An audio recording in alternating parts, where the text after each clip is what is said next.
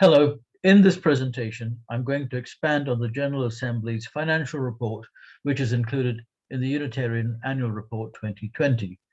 May I take you to page 43 to 46 in the annual report, starting with the GA financial summary.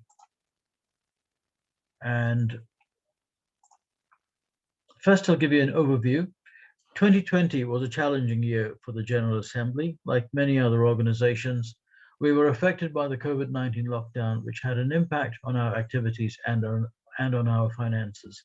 For example, the annual meeting and our youth events had to be cancelled.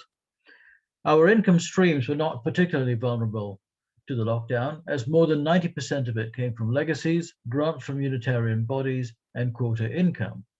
Please have a look at the income graph at the bottom of page 43, which I'll pull up on screen now. You will see that the biggest item is legacy income, followed by grants, investment income, and congregational quota. As we adapted to operating under COVID lockdown conditions, we were able to make some savings in expenditure and overheads. The investment markets were adversely affected by the pandemic, having a negative impact on our investment valuations at the year end. And however, at March 2021, our investments had recovered without any loss. By the year end, that's last September, we continued to be financially sound and we had a good level of reserves. I'll talk about income in general.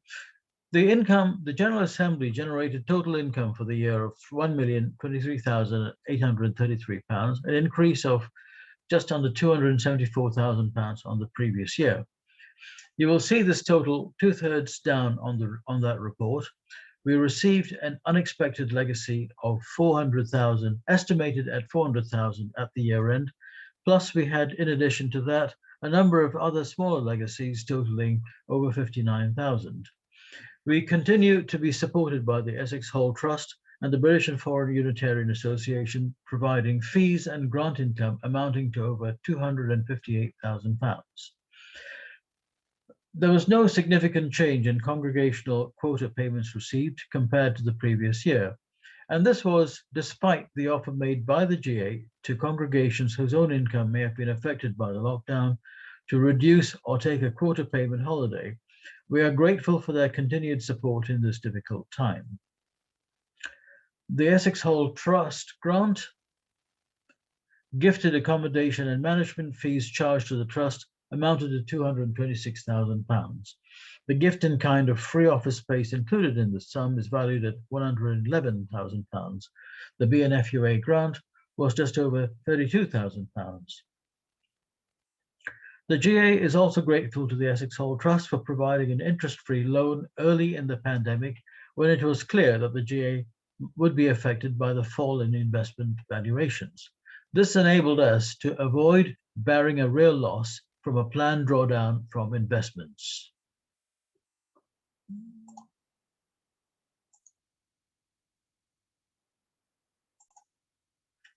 I take you to the lower third of the income and expenditure report. This talks about the costs. We spent £757,600 in the year to 30th September 2020. This is down £156,700 on 2019. The biggest saving was from annual meeting costs, £106,000 saved, resulting from cancellation of the event due to COVID-19. Other major savings were in strategy program costs, administration and governance, as many activities were now taking place online. Grants paid amounted to £149,200. The grants program saw an increase of over £64,000 in payments. One of the funds, the Ministerial Student Fund, doubled the grants paid out in the year compared to the previous year. Administration costs were £392,000, showing an overall reduction of £30,500. Governance and executive committee activities amounted to £11,800. Again, savings arose because of activities moving online. The result for the year showed an operating surplus which is described as net incoming resources, which is near the bottom of page 46, and the amount is 266,208. This is before applying the investment valuation markdown. In other words, what's described as gains, losses on investments. These are unrealized. After the year end, these investments have recovered. This unrealized loss turns the operating surplus of 266,208 into a deficit result at the bottom line of 81,307 for that year.